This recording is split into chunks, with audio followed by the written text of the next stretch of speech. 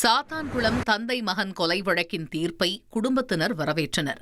குற்றவாளிகள் மேல்முறையீடு சென்றுவிட்டாலும் அவர்கள் தொடர்ந்து போராடுவோம் என்றும் தெரிவித்துள்ளனர். இதுகுறித்து பேசிய பெனிக்ஸின் சகோதரி பெர்சி, இந்த தீர்ப்பு பொதுமக்களுக்கும் முக்கியமானதாகும் என்று கூறினார். மேலும் குற்றவாளிகள் மேல்முறையீடு சென்றாலும் தாங்களும் சட்ட ரீதியாக எதிர்கொள்வோம் என்றும் கடைசி மூச்சு வரை நீதிக்காக போராடுவோம் என்றும் உறுதியளித்தார். எல்லாருமே எங்கள் ஃபேமிலியில் நடந்தது அவங்களுடைய ஃபேமிலியில் நடந்த அளவுக்கு ஃபீல் பண்ணி இன்றைக்கி வேறு சப்போர்ட் பண்ணாங்க. நீதி கிடைச்சது எல்லாருக்குமான நீதின்னு தான் நான் நம்புகிறேன். நீதித்துறையத்தை நம்பியிருந்தோம்.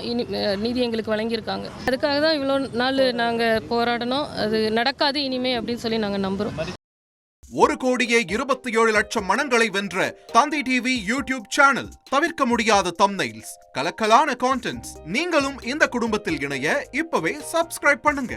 அசுரபலம் கொண்ட எங்கள் டிஜிட்டல் கரங்களில் உங்கள் விளம்பரங்களை சேர்க்க வாட்ஸ்அப் பண்ணுங்க. 8939888838. Email advtthanditv@dttv.in.